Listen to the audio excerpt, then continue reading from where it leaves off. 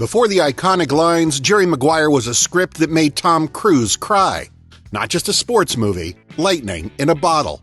Today we're uncovering the wild secrets behind Cameron Crowe's masterpiece, from Cuba Gooding Jr.'s jaw-dropping audition to a $1 million betrayal. Let's get into it. Well, don't worry. Don't worry. I'm not gonna do what you all think I'm gonna do, which is just flip out!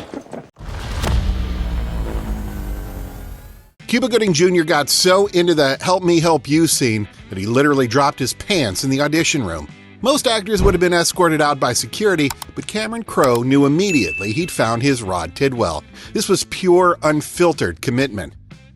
Help me help you.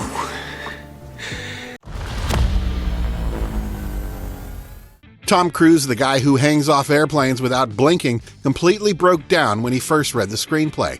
Something about Jerry Maguire's vulnerability cracked through Cruise's action hero persona and found something achingly human underneath. That emotional honesty started the moment he turned the first page. I love you. You complete me. You had me at hello. You had me at hello.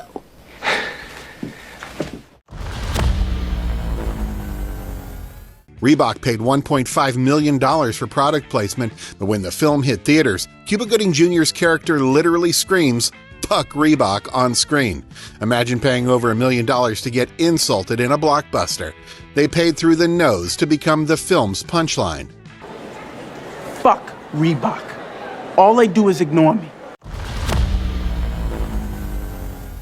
The day Renee Zellweger got cast, she went to an ATM to celebrate and her card was declined. She was literally too broke to withdraw money. Within months, she'd go from unable to access her own savings to starring in a film that would gross over $270 million. That's checking account zero to Hollywood royalty in one phone call. I'm getting him up, so don't worry. What? Just waiting for the coffee. I don't care. Just tell me one thing. No. Why are you acting Because I'm like worried. I'm worried that you're putting all your faith in this guy who, because of the way things are going, might not have an emotional marble in his head. Laurel, please, if I start talking. You please. So what does that make me, Laurel? For taking the opportunity. Men are just different people when they're hanging on to the bottom rung. Cameron Crowe had the crew deliberately lower a lamp to keep bonking Tom Cruise in the head take after take. The biggest movie star in the world just kept walking into it while the crew tried not to laugh. Sometimes the best physical comedy comes from literal physical abuse. Really is the essentials of what Jerry Maguire believes are correct and right.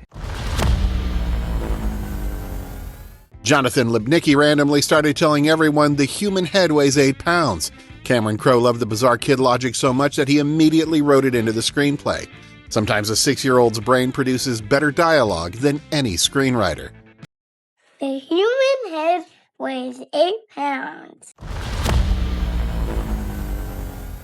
The camel wasn't acting difficult, it genuinely wanted to destroy everyone. It chased Tom Cruise, bit Cuba Gooding Jr. hard enough to leave marks, and stomped on a crew member.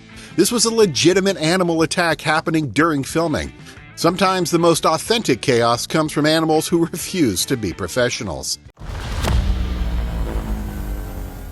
Bonnie Hunt told Tom Cruise they'd worked together on Rain Man, and he genuinely thought she was joking. He had zero memory of her being in that Oscar-winning film. Hunt had to convince him it actually happened. Talk about humbling reminder that you might not register at all to the leading man. There's 4 left in the box.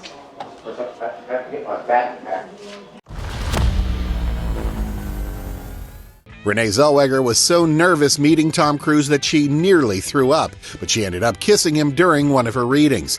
Most actors would play it safe. Zellweger went for it completely.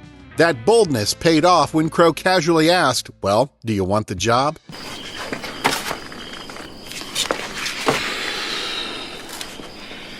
Well, good night. Good night. That beautiful moment when Jerry and young Ray talk in the living room? Completely improvised. Cameron Crowe just put Tom Cruise and Jonathan Lipnicki in a room together and let them discover their relationship organically. What you're watching is real connection happening in real time. Hi, Jerry. Hi, Ray. Aren't, you supposed to be in bed? Yeah? Yeah. Don't worry. I won't tell. The human head weighs 8 pounds.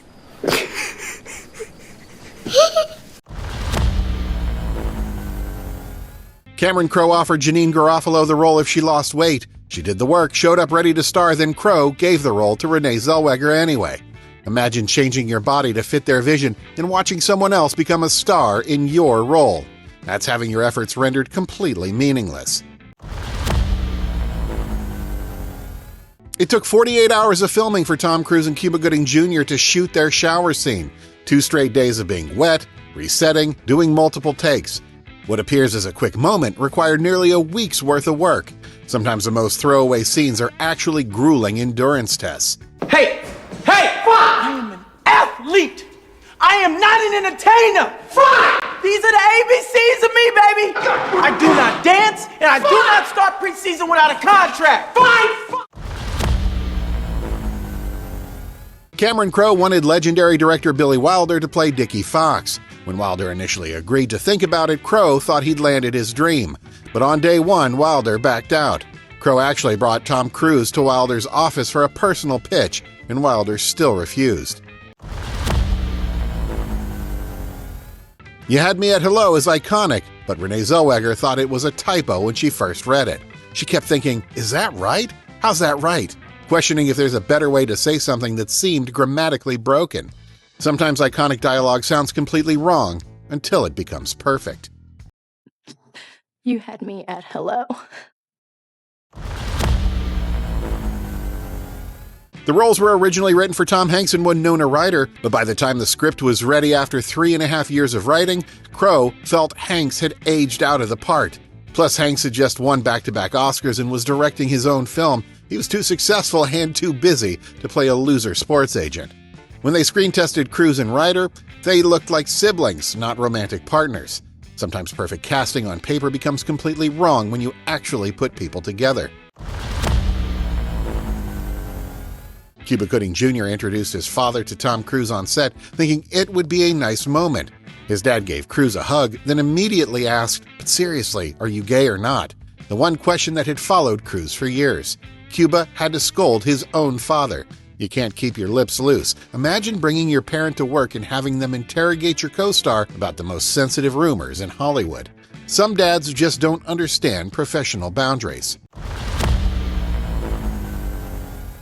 Artie Lange filmed a small role but didn't enter his scene quickly enough, so Tom Cruise yelled at him on set. Later, his entire scene was deleted from the film anyway. According to Lange's memoir, working on Jerry Maguire was miserable, except for Cameron Crowe, who at least had the decency to personally call and tell him he'd been cut. Most directors would have let him find out at the premiere. That phone call was a small mercy after getting screamed at and then erased. The contract Rod Tidwell rejected on screen was real and detailed. $350,000 first year, $450,000 second year, $600,000 third year, plus a $300,000 signing bonus.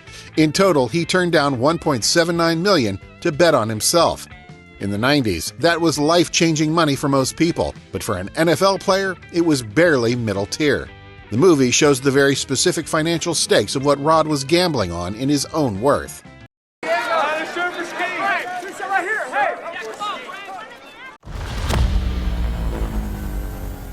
The hit that knocks out Rod Tidwell required 29 takes and 3 different stuntmen to get it right.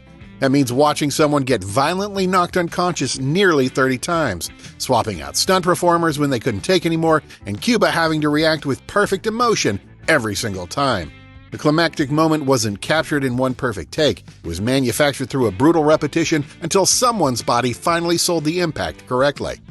Swenson protected well, lost one to the engine. He's not getting up. The Cardinals-Cowboys game at the end was a real Monday Night Football game from December 25, 1995. In the movie, the Cardinals win dramatically. In real life, the Cowboys destroyed them 37-13. Cameron Crowe literally rewrote history, taking an actual humiliating defeat and transforming it into fictional triumph. For Cardinals fans who suffered through that Christmas Day blowout, the movie gave them the victory they never got. Sports cinema as wish fulfillment for real trauma. Tom Cruise performed Wise Up by Amy Mann in Magnolia 3 years after Jerry Maguire, but here's what makes it eerie. Mann originally wrote Wise Up for Jerry Maguire. Cameron Crowe loved the demo but rejected the finished version, only realizing his mistake after release. So Cruise ended up singing a song in another movie that was originally meant for his character in this one. He received Oscar nominations for both films, connected by a song about wisdom and regret that followed him like destiny. Rod Tidwell's desperate plea for Help Me Help You first appeared in Misery, developed by Kathy Bates to James Caan's Captive Rider. In Jerry Maguire, it becomes the moment where the two men finally understand each other. But that borrowed line carries the original film's darkness. It's a phrase about manipulation and desperation dressed up as assistance.